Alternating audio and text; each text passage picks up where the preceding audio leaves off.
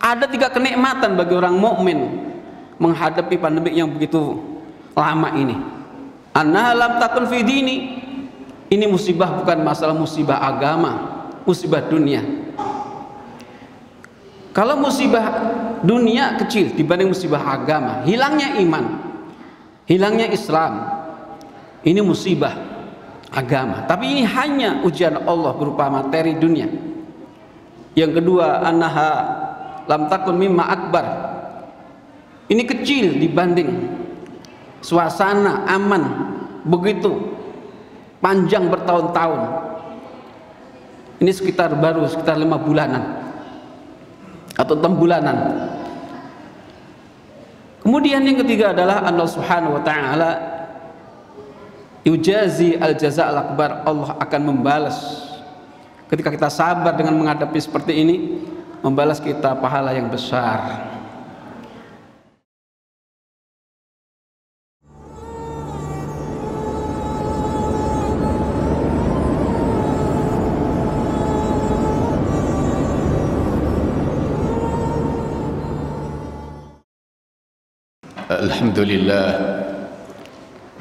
Alhamdulillahil wahidil qahhar al-azizil ghaffar qawwiril laili 'alan nahar tabsiratan liulil absar.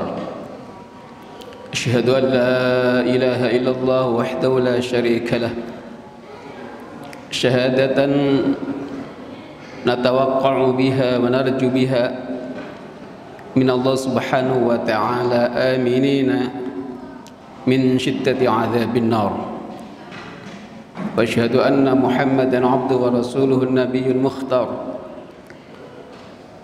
Allahumma fashalli wa sallim ala man bis salati tunazilu manazilul abrar wa natana'amu biha fi hadhihi ad-dar wa fi tilka ad-dar.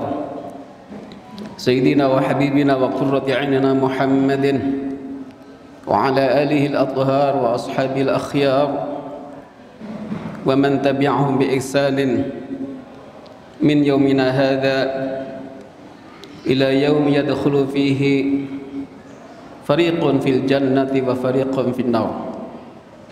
Amma ba'du, fa ya ibadallah, usikum wa nafsi bi taqwallahi wa ta'atihi faqad fazal muttaqun. Hadirin jamaah salat Jumat Masjid Al-Mahdi, mudah-mudahan senantiasa dirahmati, dilindungi, dibarokai dan diridhai oleh Allah Subhanahu wa taala. Patut kita bersyukur kepada Allah Subhanahu wa taala. Pertama, Allah berikan kita nikmat iman wal Islam, yang dengan keduanya kita merasa ringan untuk melangkahkan kaki kita ke masjid ini. Yang kedua, nikmat sehat wal afiat, yang dengannya kita terasa mudah untuk melaksanakan ibadah kepada Allah Subhanahu wa taala. Yang ketiga, Allah kembalikan kita di tempat yang paling aman, di tempat yang paling mulia dan paling aman. Nabi pernah ditanya oleh para sahabat, ayyul biqa'i khairun.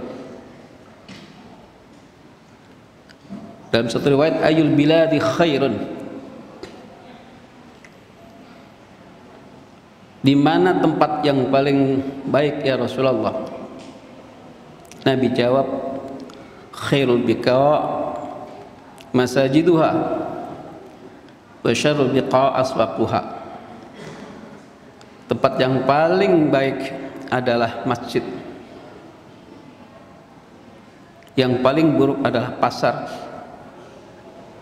Karena biasanya di masjid tempat orang-orang yang baik, di masjid adalah orang-orang yang baik untuk melaksanakan ibadah dan zikir kepada Allah Subhanahu wa taala. Dan biasanya di pasar Banyak orang yang menipu dalam perdagangannya. Orang bersendau-guru, bermain-main. Ini secara umum masjid tempat yang paling mulia, yang paling baik. Dan orang-orangnya adalah yuhibbul mutatahhirin, orang-orang cinta untuk mensucikan dirinya kepada Allah Subhanahu wa taala, suci hatinya. Karena mereka berwudu jauh dari hadas, jauh dari dosa. Sekalipun di pasar juga ada orang yang baik, yang mau berzikir kepada Allah, berdagang jujur, tidak ada unsur penipuan. Tapi secara umum adalah bahwa masjid tempat yang paling baik. Dan juga masjid adalah tempat yang paling aman. Allah kembalikan kita beribadah di masjid. Masjid adalah tempat yang paling aman. Ada sebuah hadis dari Anas bin Malik, riwayat Ibnu Asakir, dan hadis ini dianggap hasan oleh Imam As-Sayuti. Inna Allah subhanahu wa ta'ala idza anzala ahatan minas sama'i ala ahli al-ardi yurfa'u an ummarin masajid. Ketika Allah subhanahu wa ta'ala ingin menurunkan bencana dari langit kepada penduduk bumi ini, yurfa'u an ummaril masajid. Orang yang paling terhindar daripada musibah itu adalah orang-orang yang berada di masjid, orang yang memakmurkan masjid. Maka salahlah kita jika untuk memberantas, menghilangkan satu virus dengan menjauhkan masjid, salah besar. Karena apa? Karena virus makhluk Allah Subhanahu wa ta'ala, dan kita makhluk Allah. Kita akan taat kepada Allah, dan virus pun akan taat kepada Allah Subhanahu wa ta'ala. Kalau ada kasus misalnya, ada peristiwa, ada cerita orang pulang dari masjid kena virus, bukan dari masjid virusnya, adalah dari orang-orang yang membawa virus ke dalam masjid sehingga menular kepada ahli masjid. Maka sampai kapanpun masjid ini adalah tempat yang paling aman, maka hendaklah orang-orang yang diduga terkena virus, maka hendaklah jauh daripada masjid sehingga tidak menular pada ahli masjid. Jadi Allah Subhanahu wa ta'ala yang diberikan keamanan, yang akan memberikan keamanan adalah orang-orang yang berada di masjid Allah Subhanahu wa ta'ala. Kita patut bersyukur kepada Allah Subhanahu wa ta'ala yang barangkali pernah kita libur di masjid, ibadah di masjid. Karena sampai kapanpun adalah virus ini tidak akan bisa dihilangkan dengan cara maksiat, melanggar aturan Allah atau meninggalkan perintah Allah, terutama yang wajib. Hadirin rahimakumullah, bersyukurlah kita kepada Allah saat ini kita dikembalikan oleh Allah beribadah di masjid. Sekalipun sebagai ikhtiar lahiriah adalah kita tetap mentaati, melaksanakan protokol kesehatan agar kita melaksanakan dua sisi perintah. Pertama, perintah Allah beribadah kepadanya. Yang kedua adalah perintah secara lahiriah untuk berikhtiar agar kita terhindar daripada virus yang saat ini masih berada di tengah-tengah kita, yang sulit dan sampai kapan akan lenyap atau musnah virus ini. Mudah-mudahan Allah segera lenyapkan virus ini dengan barokahnya doa kita bersama. Hadirin rahimakumullah, hari ini adalah tanggal 3 Dzulhijjah, bulan haji. Ketika kita mengenal bahwa ada istilah al-ashrul awakhir, 10 akhir di bulan Ramadan yang paling mulia, Maka di 10 awal inilah bulan Dzulhijjah adalah yang mulia. Kalau ditanya ayul afdal bainal ashr awakhir min Ramadan awal ashr awakhir min Dzulhijjah, mana yang mulia, 10 akhir Ramadan atau 10 awal Dzulhijjah? Jawabannya adalah malamnya 10 akhir Ramadan lebih mulia, tapi siangnya 10 awal Dzulhijjah lebih mulia. Dan tidak asing lagi bagi kita, di 10 awal Dzulhijjah ini banyak amalan-amalan, sekalipun berbeda dengan tahun-tahun yang lalu, di mana amalan yang terkenal adalah kita jangan lupakan puasa di 10 akhir. Karena kita sudah lewat 3 hari sekarang ini, sebenarnya puasa itu adalah 9 hari di awal Dzulhijjah ini, tanggal 1 sampai tanggal 9. Ma min ayyamin al-amalu salihu ahabbu ilallah min hadhil ayyam. Tidak ada hari-hari yang paling mulia untuk melakukan soleh, amal soleh di dalamnya kecuali hari-hari ini, 10 awal Dzulhijjah, termasuk puasa. Yang kedua, peringkat kedua, puasa 2 hari di samping Arafah adalah puasa Tarwiyah tanggal 8, hari Rebu depan dan Kamis, Tarwiyah dan Arafah. Minimal adalah bagi kita, karena orang mukmin berbeda dengan orang-orang lain, orang muslim berbeda dengan orang-orang lain, selalu berbeda. Orang mukmin mendapatkan keistimewaan di hari-hari ini, orang-orang kafir tidak bisa merasakan. Orang mukmin selalu Allah berikan kemuliaan, sehingga ada amalan yang bisa menghapus dosa kita. Di antaranya adalah shaumu yaumi Arafah, puasa di hari Arafah.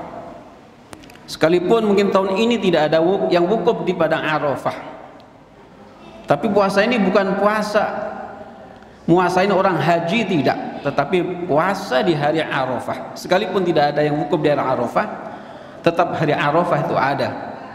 Maka puasa sunnah di hari Arafah tetap ada. Sehingga Nabi katakan, shaumu yaumi Arafata yukaffiru dunuba sanataini madiyatan wa mustaqbalatan. Puasa di hari Arafah tanggal 9 Dzulhijjah bisa menghapus dosa 2 tahun, 1 tahun yang lalu dan 1 tahun yang akan datang. Begitu orang mukmin diberikan jaminan oleh Allah, sampai-sampai belum dosa saja itu sudah diampuni oleh Allah dengan cara berpuasa di hari Arafah. Tahun yang lalu dosa kita lakukan, sudah kita lakukan, dihapus oleh Allah 1 tahun. Tahun yang akan datang 1 tahun belum kita lakukan, sudah dihapus oleh Allah dengan cara berpuasa di hari Arafah. Kemudian amalan yang kedua adalah yang sudah sebutkan Habib Ali tadi tentang kurban. Menurut Abu Hanifah, kurban ini adalah sunnah, adalah wajib, wajibu kifayah lil muqim al mustati'. Menurut Imam Hanafi, Imam Abu Hanifah, kurban hukumnya wajib kifayah. Kifayah dalam keluarga, maknanya orang yang memiliki 1 nisab zakat 200 misqal, 85 gram emas batangan senilai itu. Kita tahu harga emas sekarang adalah per gram emas batangan 900.000 kali 20 kali 85 sekitar 70 jutaan. Bagi orang yang punya tabungan 75 juta lebih, 70 juta lebih, maka dia wajib kifayah dalam keluarga. Maknanya Di dalam keluarga harus ada orang yang melakukan kurban, sekalipun minimal seekor kambing. Karena kalau ada orang keluarganya 4, berarti dia bisa mengeluarkan 1 ekor kambing. Wajib bertabuh Hanifah bagi yang mampu. Kemudian menurut jumhur Maliki dan Hambali sunnatul muakkadah dalam keluarga, dan Imam Hanafi sunnatul kifayah dalam keluarga. Kalau satu keluarga cuma 1 berarti sunnah ain. Artinya dia tidaklah afdolnya dalam keluarga harus ada yang korban, sekalipun hanya seekor kambing, sekalipun dinamai 1 orang. Bukan 1 kambing dinamai untuk 7 orang, untuk tidak, untuk 4 orang tidak, dinamai 1 orang, tapi minimal dia mengeluarkan 1. Hukumnya sunnah. Bagi siapa? Bagi yang mampu. Apa kemampuannya? Untuk hidup di 4 hari Dzulhijjah tanggal 10, 11, 12, 13 dia cukup untuk makan, dan selebihnya jika mampu beli kambing maka wajib kifayah dalam keluarga tadi. Nisabnya nisab zakat fitrah, bukan nisab zakat mal. Cuman hukumnya sunnah. Lepas daripada itu, hadis sekalian, ini adalah merupakan satu ujian bagi kaum mukminin untuk menghadapi 10 awal Dzulhijjah ini. Dalam sunnah berkorban merupakan salah satu tanda syukur kita kepada Allah SWT, dan mengingat ujian yang lebih besar yang diberikan oleh Allah kepada Nabi Ibrahim alaihissalam untuk menyembelih anaknya. Kita hanya ditawarkan untuk menyembelih hewan yang kita miliki. Nabi pernah ditanya oleh para sahabat, "Ya Rasulullah, ma hadhil adhahi, apa kurban itu?" Kata Nabi, "Sunnatu abikum Ibrahim," sunnah Nabiullah Ibrahim. "Malana min hadhi," dapat apa kita dari kurban ini? Kata Nabi, "Likulli sya'ratin hasanah, fi kulli sya'ratin hasanah." Setiap rambut ada kebaikan. "Wasufu ya Rasulullah," bagaimana bulunya? Kata Nabi, "Fi kulli sya'ratin minasufi hasanah." Setiap rambut sekalipun halus berupa bulu itu pun juga satu kebajikan. Begitu mulianya. Am naj'alul ladzina amanu wa 'amilus sholihat kal mufsidina fil ard, am naj'alul muttaqina kal fujjar. Apakah aku jadikan sama orang-orang yang beriman dan amal soleh dengan orang-orang yang berbuat rusak di muka bumi, atau berlakukan sama orang takwa dan orang-orang yang jahat? Tidak. Orang mukmin, orang muslim di mana saja selalu mendapatkan satu kemuliaan dari Allah Subhanahu wa taala, kebahagiaan dari Allah Subhanahu wa taala. Hidupnya aman, hidupnya tentram, meraih kebajikan di mana saja, kapan saja. Dosanya diampuni oleh Allah Subhanahu wa taala. Sekalipun masa-masa pandemik ini, kaum muslimin Masya Allah betapa besarnya yang diraih derajat dari Allah Subhanahu wa taala, kemuliaan dari Allah. Umar bin Khattab pernah mengatakan, "Ma asabatni musibah illa wajadtu fiha salata ni'amin." Tidak menimpa kepadaku satu musibah dunia seperti ujian virus ini, kecuali aku dapatkan daripadanya 3 kenikmatan. Ada 3 kenikmatan bagi orang mukmin menghadapi pandemi yang begitu lama ini. Apa itu? Annaha lam takun fi dini. Ini musibah bukan masalah musibah agama, musibah dunia. Kalau musibah dunia kecil dibanding musibah agama, hilangnya iman, hilangnya Islam, ini musibah agama. Tapi ini hanya ujian Allah berupa materi dunia. Yang kedua, annaha lam takun mimma akbar. Ini kecil dibanding suasana aman begitu panjang bertahun-tahun. Ini sekitar 5 bulanan atau 6 bulanan. Kemudian yang ketiga adalah Allah Subhanahu wa taala yujazi al-jaza' al-akbar, Allah akan membalas ketika kita sabar dengan menghadapi seperti ini, membalas kita pahala yang besar. Mudah-mudahan dengan doa kita, dengan eksis kita dalam beribadah kepada Allah,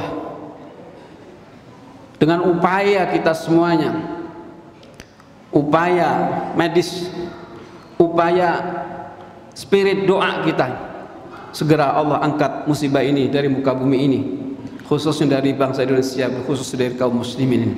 Dan mudah-mudahan Allah SWT menghapus segala kesalahan kita, menerima amal kebaikan kita, menetapkan Islam iman kita, dan mudah-mudahan Allah berikan kita di akhir hayat kita dengan husnul khatimah. Amin ya rabbal alamin. Aqulu qouli hadza fa astaghfirullaha lisal muslimin fastaghfiru innahu wal ghafurur rahim.